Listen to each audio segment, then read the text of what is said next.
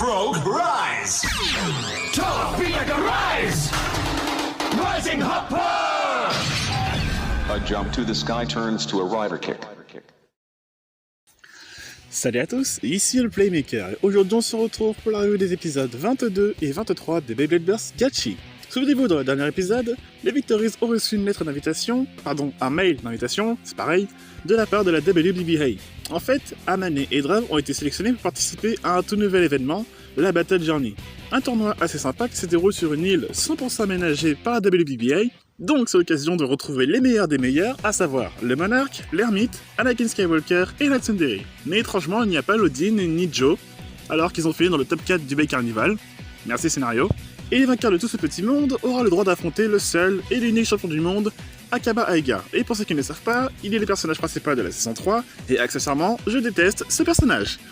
Néanmoins, je trouve ça assez con qu'Aiga n'ait pas été mentionné ne serait-ce qu'une seule fois depuis les débuts de Gachi. Je veux dire, l'objectif de genre presque tout le monde en fait, était de surpasser Valt, considéré comme étant une légende vivante. Et là on nous réintroduit Aiga et tout le monde se décide à surpasser Aiga.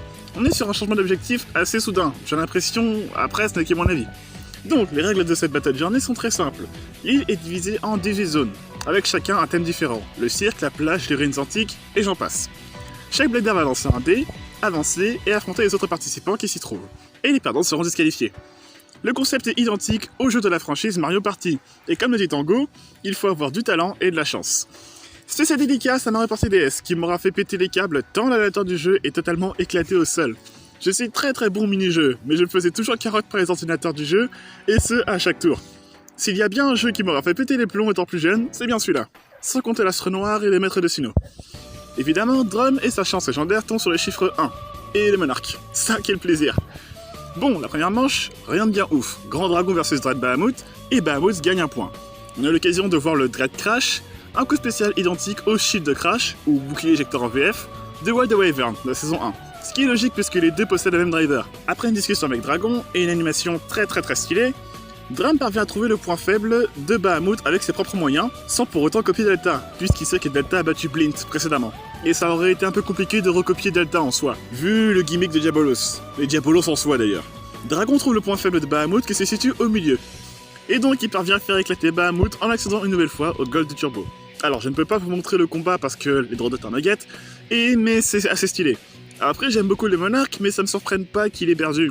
Ce style de combat consiste à, littéralement, ne rien faire. Et dans l'animé, on a déjà vu les toupies de type défense plus actives, y compris Arc Bahamut. Tour numéro 2, Delta se retrouve face à Fumiya, et honnêtement, on sait tous qui va gagner. Cependant, Fumiya a tenté une stratégie assez intéressante, le Weak Launch, la technique de lancer qui consiste à lancer sa toupie tout doucement. En fait, il s'agit du burst à retardement, usant du principe d'inertie que j'ai expliqué dans la review de l'épisode 6. Venom Diabolos qui tourne à pleine vitesse, devait s'accrocher au caoutchouc de Wizard Fafnir et exploser. Et si je dis pas de bêtises, c'est à peu près comme ça que la Drain Fafnir de Free avait fait exploser la blast génieuse de Joshua dans la saison 2.